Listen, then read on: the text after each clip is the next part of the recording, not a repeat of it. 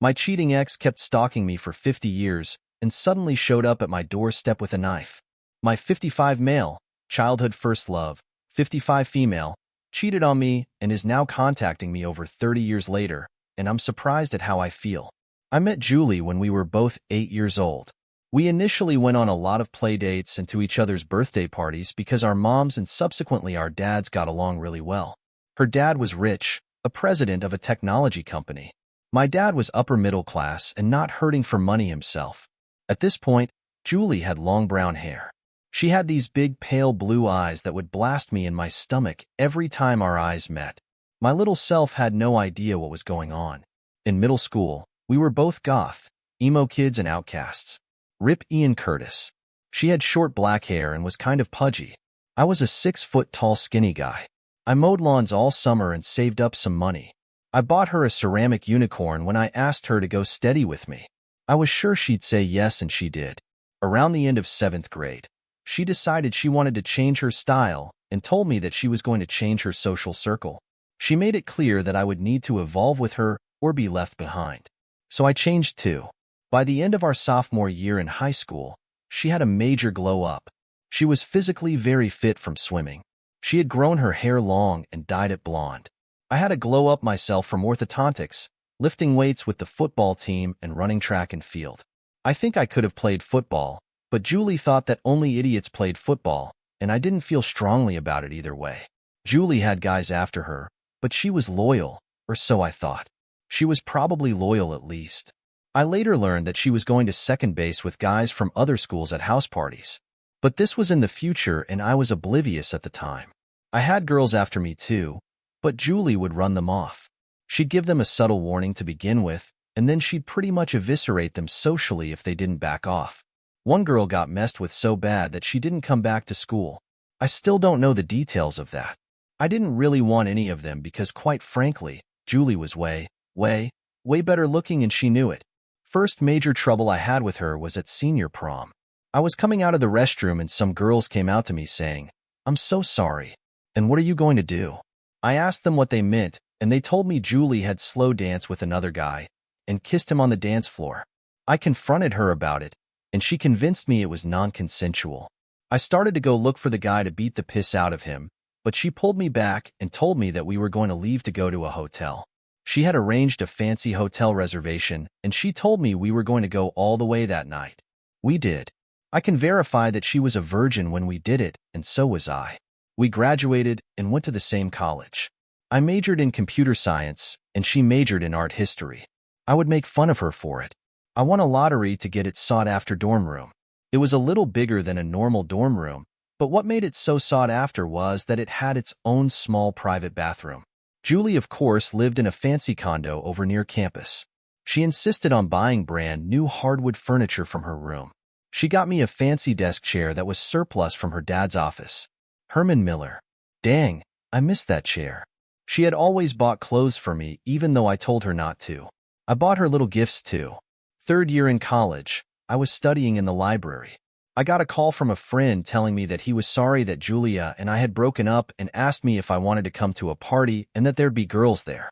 I was like, whoa, what the EFF are you talking about? He told me he saw Julie with some guy at a party making out heavily. I remember, and that she pulled him out of the party to her car. My friend asked Julie, what about Opie? She told him we were broken up. We hung up and I took a chance and went to Julie's condo to get to the bottom of it all. I had a key. I went in and loud music was playing. I went back to the bedroom, and there they were. The thing that still sticks with me this day was the fact that she had his shirt over his head, and her lipstick was smeared on his chest. I yelled, "What the EFF?" And she stared at me with a goofy look on her dumb, drunken face. I grabbed the nearest breakable thing, which turned out to be the ceramic unicorn I got her, and whipped it at her makeup table, smashing it. I yelled, "F you, Julie, we are done," and stormed out of there with her calling after me. The next day she called and was apologetic, but explained that she wanted to tell me that we were on a break and it's okay. I don't know what on a break meant, and I thought it meant the same thing as broken up, so I was like, no crap, on a break, and hung up on her. She started dating this guy who had a reputation as an F-boy. They were apparently in an open relationship, and she bought clothes and stuff for him like she did me, and she was seen with other guys, but again with him. I was basically eating my heart out and trying to get the best grades possible. I went out, but I didn't have any girlfriends. I just partied occasionally. To cope, I got rid of everything that reminded me of her. I donated all of the furniture and replaced it with thrift store particle board crap. I had to start dressing in thrift store clothes too because I got rid of all the clothes she bought me. It was about half of my wardrobe. I deleted all of our photos and threw them away.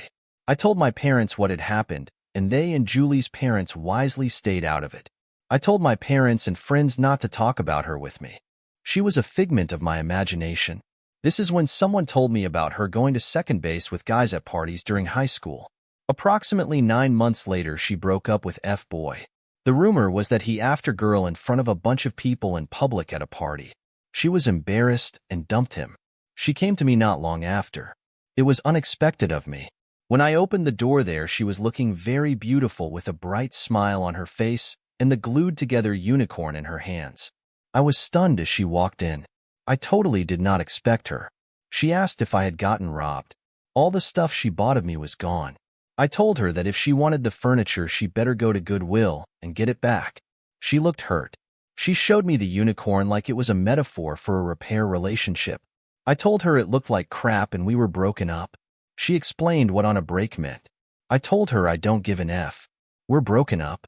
She started crying, but I told her to leave. She would then show up in my classes and try to convince me that we were soul mates who were destined to be together. I told her that soul mates don't F other dudes. She told our mutual friends, and they started pressuring me to get back with her because she's inconsolable. She sent me notes and letters. Trash.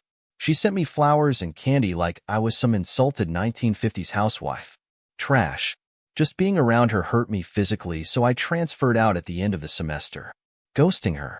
I probably should have made other arrangements because I had to go to school 2 more years because a bunch of credits didn't transfer.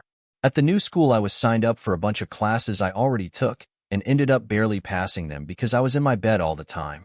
My roommate, not a friend at the time, just assigned to the same dorm room, got annoyed that I was always there and a little worried about my attitude, so he called the campus police on me. I didn't get in trouble, but I didn't have to go see a counselor who told me I was having a major depressive episode and PTSD and that Julie had some kind of personality disorder, or was a sociopath who had groomed me and manipulated me into dependence on her. I don't know if that's all true, but the Zoloft sure helped. I heard that Julie came looking for me at my parents' home. She kept asking them where I was and if she could contact me. They kept telling her no, but she got more and more belligerent and hysterical with them until Julie's parents told her to stop or they would institutionalize her. I graduated and got a job. I transferred to Singapore where I met my now wife. That's a whole other story. I was a passport bro before there were passports brothers apparently. I was 35 when we got married and she was 26. We moved back to the USA and had 3 kids. We're doing great. Fast forward to yesterday. I only used Facebook to occasionally upload family pictures, but mostly post amusing stuff that comes out of my head.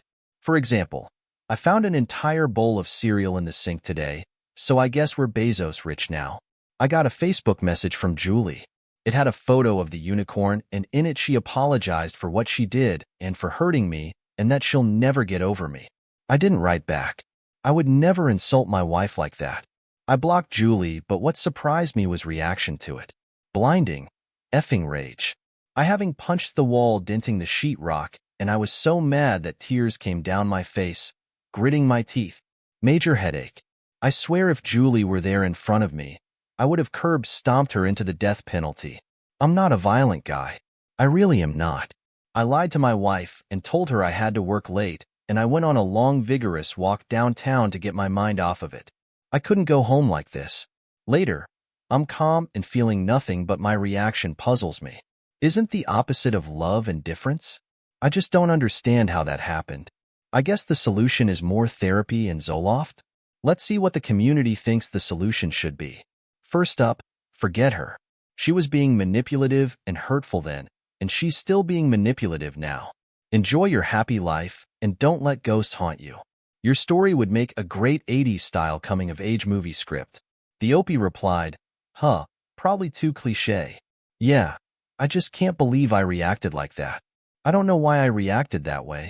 I mean, right now I'm fine with it. I don't feel anything. Maybe I just needed to let off steam? If she finds some other way to contact me, am I going to be like this again? That's my worry. That she'll show up at my door, and I'll end up going to prison for murder. All right, someone says. You should tell the sort of your wife, and let her know how you feel. I guarantee that this will allow the indifference kick in towards Julie and will have a huge bonding effect with your wife. What a witch she is. Good luck, man. The Opie replies, I will tell her.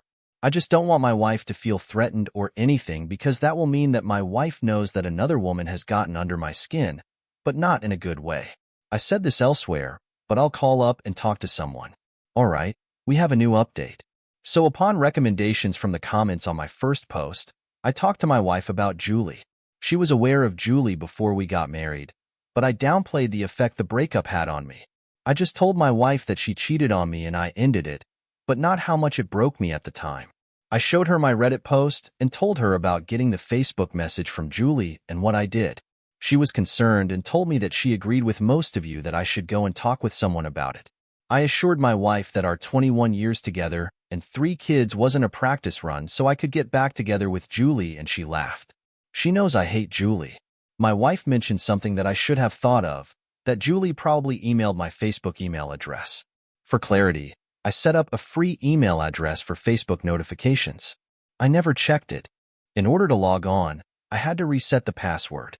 I did, and there was an email from Julie. I decided to read it after downing a gin and tonic, and the crazy train derailed. First of all, keep in mind that the Julie I knew in high school was a beautiful, nice girl, but the Julie I discovered after catching her cheating with another guy was a lying liar who lies.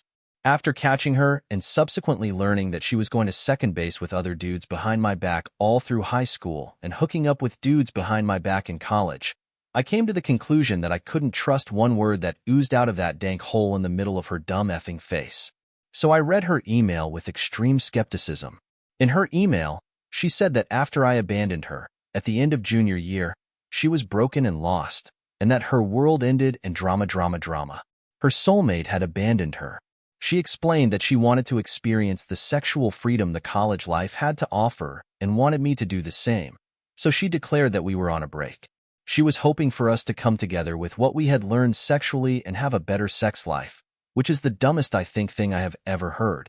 So apparently, her half-but plan was for me to become a sex king while we were on a break and pass the benefits on to her, and she would learn all kinds of new nasty things and bring them to me. She said that when our break was over and she came back to me, she realized that I didn't know what on a break meant and I thought we were broken up and that she had hurt me a lot. She realized this when she came to my place and saw I had gotten rid of everything that had to do with her. Gifts, photos, furniture, etc. She realized she had lost me and her world shattered. She was further hurt when I abandoned us, and she was so mentally damaged that she had to spend time in an institution. However, she moved to Europe to be a fashion model.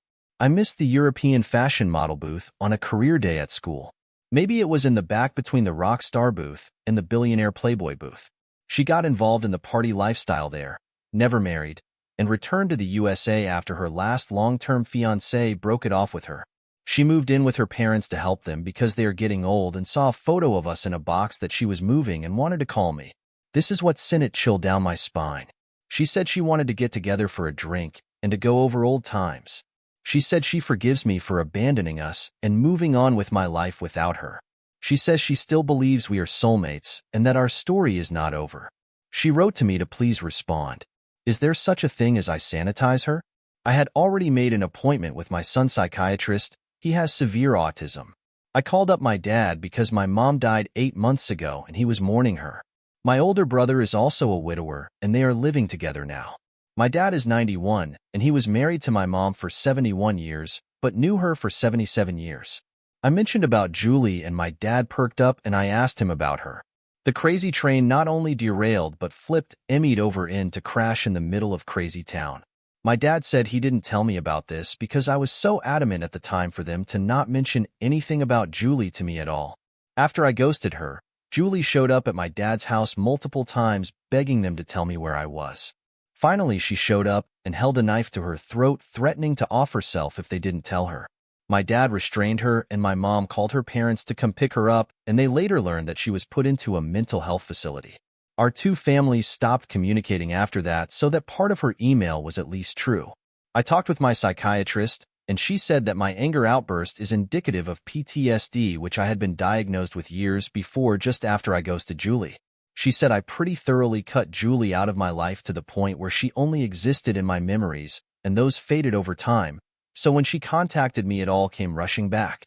And yes, I feel embarrassed and pathetic for my dumb experience being compared to a combat veteran. She said Julie probably has some kind of cluster B disorder, which means in her case at least that she's the star of her own reality TV show, and we are all supporting players who better stick to her script or else. I asked the psychiatrist if I should respond to Julie's email, and she said no, that it would only add another page to the TV show script in her mind, which would encourage her to do more. She recommended therapy with a therapist that specializes in PTSD and recommended one to me. I made an appointment with them. I asked my wife, my dad, and my brother if I should respond to Julie's email, and I'll agree with the psychiatrist. My brother said I should reply to her email with one word: unsubscribe. The problem is that I have a unique class name. If you Google my first, middle, and last name, you'll see that there are a handful of people in the USA with my name. I had asked a friend who is a deputy sheriff, and he said you can't get a restraining order unless you're assaulted or are threatened with harm. Julie can find where I live with a little effort. So I'm worried that if I don't at least email her to stay away, that she'll track me down.